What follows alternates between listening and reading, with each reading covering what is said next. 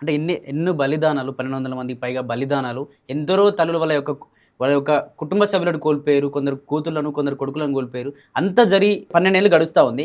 గడిచినా గూడా మళ్ళా నిరుద్యోగులు రోడ్లెక్కుతా ఉన్నారు. ఉద్యమకారులు మళ్ళా రోడ్లెక్కి నిరసనలు చేస్తున్నారు. మాకు తెలంగాణ వచ్చినా మాకసలు ఏం జరగట్లేదు. మళ్ళీ అవే బతుకులయిపోతున్నాయి. మళ్ళో తెలంగాణ ఉద్యమం రాబోతుందంటూ గూడా వాళ్ళు రోడ్లపైన విలపిస్తున్న పరిస్థితులు చూస్తా ఉన్నాం. అసలు ఏంటక్క మళ్ళీ ఏంది? మళ్ళీ ఒక ఉద్యమం రాబోతుందంటే ఇన్ని బలిదానాలు సాధించుకున్న తెలంగాణ వృధానేనా? ఈ కాంగ్రెస్ పాలనలో వృధా అన్నట్టే ఉన్నది. హ్మ్. ఈ కాంగ్రెస్ పాలనలో 2.5 సంవత్సరాల పాలనలో 25 సంవత్సరాల వెనక్కి పోయినట్టు రాష్ట్రపు పరిస్థితులు దాపరించినాయి. హ్మ్.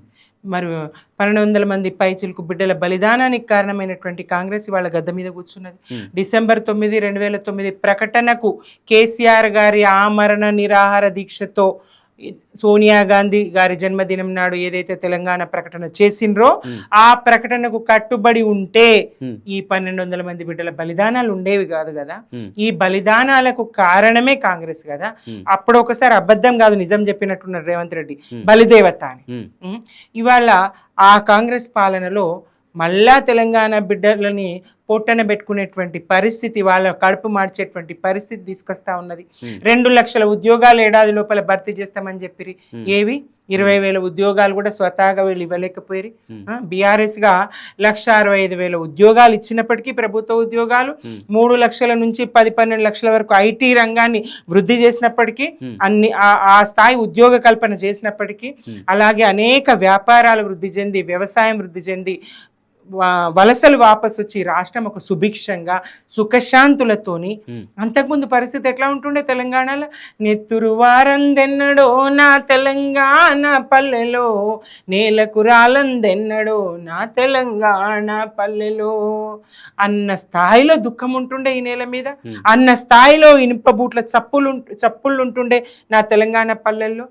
అటువంటి పరిస్థితులు లేకుండా పోయినాయి కదా, ఎన్కౌంటర్లు లేకుండా పోయినాయి కదా. వేదన ఒక్క నూనోగో మీసాల ఔషి పిల్లగాడు పోరడు ఊర్లలో ఉంటే ఒట్టు అట్లాంటి పరిస్థితులు నాడుండే. వాడు ఒక ప్రశ్న ఇస్తే నక్సలైట్ ఎదురు కాల్పులు. మరి ఈ ప్రభుత్వంతో ఎవడొచ్చి ప్రశ్నించినా ప్రశ్నించకున్నా అన్నలకు అన్నం పెట్టినవనో మరో కారణం చూపించో, ఎప్పుడు ఎన్కౌంటర్ చేస్తారో, ఎదురు కాల్పుల్లో చంపేస్తారో అని చెప్పేసి యువత అంతా దుబాయ్ బాట పట్టేసారు, గల్ఫ్ దేశాల బాట పట్టిరు. తెలంగాణలో ఇంటింటికి గోరటెంకన దుఃఖం. ఇంట్లో దీపం పెట్టే ముసలి తల్లిదండ్రికి కంట్రోలు బియ్యము ఖర్చులకు వంపేరు. ఇల్లు శోకాలతో తెలంగాణ తెల్లవారుతుందిరా. అట్లాంటి పరిస్థితి ఉండే కదా తెలంగాణలో. అదంతా పోయింది కదా 10 సంవత్సరాల కేసీఆర్ గారి పాలనలో. ఏదైతే కోరుకున్నామో, ఏదైతే ఆకాంక్షను సారు దగ్గరుండి పాటగా రూపొందించిండ్రో అందశ్రీ గారి జై జై తెలంగాణ. గోదావరి కృష్ణమ్మలు మన బీళ్లకు మల్లాలే, పచ్చని మాగాణాల్లో పసిడి సిరులు పండాలే, సుఖశాంతుల తెలంగాణ సుభిక్షంగా ఉండాలే, స్వరాష్ట్రమై తెలంగాణ స్వర్ణయుగం కావాలి. జై తెలంగాణ, జై జై తెలంగాణ, జయ జయ హే తెలంగాణ జననీ జయకేతనం, ముకోటి గొంతుకలు ఒక్కటైన చేతనం. అట్లాంటి ఆ సుఖశాంతుల తెలంగాణ సాధ్యమైంది కదా, ఆ సుభిక్షమైన తెలంగాణ సాధ్యమైంది కదా. తలాపున వారి చుక్కనీళ్ళు ఇవ్వని తెలంగాణ, గోదారమ్మ తెలంగాణను గొడ్రాలిని చేసిపోయిందమ్మ, అమ్మ తెలంగాణమా ఆకలి కేకల గానమా అని గద్దర్ విలపించే కదా. ఆ గోదారమ్మ చుక్క నీళ్ళు ఇయ్యని గోదారమ్మ నీళ్లను ఎత్తి ఎక్కడో కాళేశ్వరంలో పోసి మరి ప్రపంచ ప్రఖ్యాత ప్రాజెక్ట్ నిర్మాణం చేసి, చెరువులన్నీ పూడికలు తీసి, వాగులు వంకలన్నింటినీ పునరుద్ధరింపజేసి, చెక్ డ్యాంల నిర్మాణం చేసి, 24 గంటల విద్యుత్తు ఇచ్చి రైతులకు ఎంత చక్కటి పాలన, ఎంత చల్లటి పాలన. ఏమాయ్ 2.5 సంవత్సరాల్లో కరువు తాండవించే పరిస్థితి. కరువు కాదు, ఏ రకంగా కరువు అంటే ప్రభుత్వం ఏదైతే రైతులకు ఎండబెడతా ఉన్నదో, రైతన్నకు కరువులాగానే ఉంది. పంట వండి కరువు, కాలం గాక కరువు కాదు ఇది.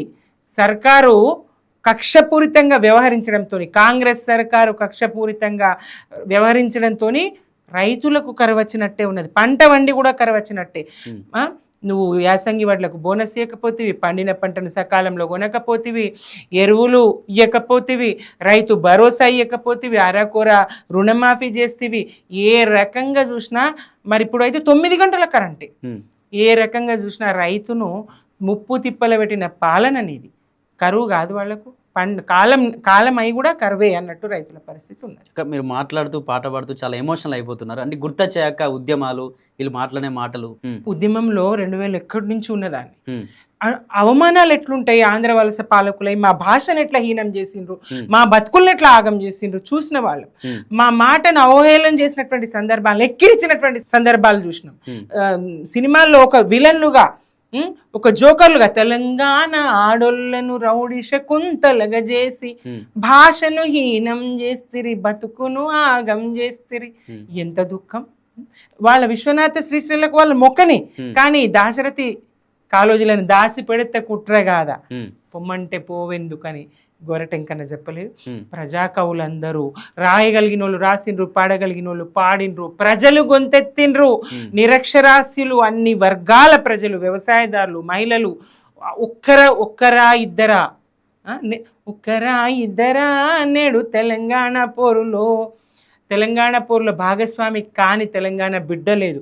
ఒక్కడుగా కేసీఆర్ బయలుదేరి ప్రజలను నమ్మించి తెలంగాణ సాధ్యమైతుందని చెప్పి తన వెంట పెట్టుకొని కదిలిండు కదా, సాధ్యం చేసిండు కదా తెలంగాణను. మరి 10 సంవత్సరాల్లో స్వయం పాలనతోని అభివృద్ధి చేసి చూపించిండు కదా. సిరులున్న తెలంగాణను మరి సంపద సృష్టించి ప్రజలకు పంచిండు కదా. అబద్ధపు పునాదులతోని, అబద్ధపు ప్రచారంతోని కాంగ్రెస్ అధికారంలోకి వచ్చి అబద్ధపు హామీలతోని, అసలు కాంగ్రెస్ అంటేనే అబద్ధం, ఆ అబద్ధానికి ఇంకా పెద్ద అబద్ధం రేవంత్ రెడ్డి గారు. ఆ అబద్ధానికి తోడైనటువంటి పెద్ద అబద్ధము తెలంగాణ వ్యతిరేకి, నరాన తెలంగాణ వ్యతిరేక నింపుకున్నటువంటి తెలంగాణ వ్యతిరేకి, తెలంగాణ ఉద్యమకారుల మీదకి రైపిల్ ఎక్కువ పెట్టినటువంటి రేవంత్ రెడ్డి గారు తోడైండు. ఇక చూడు ఎట్లుంటది రాష్ట్రం పరిస్థితి.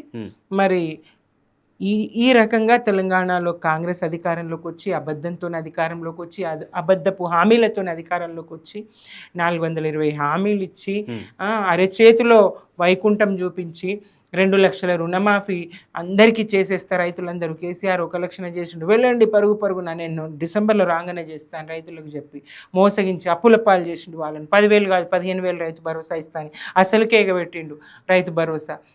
ఇట్లా ఒక్కటి కాదు, ఆ రకంగా రైతులను, విద్యార్థులను, ఉద్యోగులను, మీకు 3 DAలు పెండింగ్ పెట్టిండు కేసీఆర్, నేను వచ్చి 5 DAలు, నేను మొత్తం డిఏలు ఇచ్చేస్తా అన్నాడు 3. తర్వాత పిఆర్సీ వేస్తా 6 నెలల లోపల అని చెప్పేసిండు. 2.5 సంవత్సరాలైనా పిఆర్సీ అతిగతి లేదు. వేతన సవరణ, ఉద్యోగులకు సంబంధించినటువంటి వేతన సవరణ చేస్తా అన్నారు, చేయలేదు. అలాగే డిఏలు ఈ జూన్లో ప్రకటించాల్సిన డిఏతో 6 అవుతాయి, 6 DAలు బకాయి పడ్డాడు, 3 పోయి. అట్లాగే పదవి విరమణ పొందినటువంటి ఉద్యోగులు వాళ్ళు దాచుకున్న డబ్బులు వాళ్ళకి ఇస్తలేడు.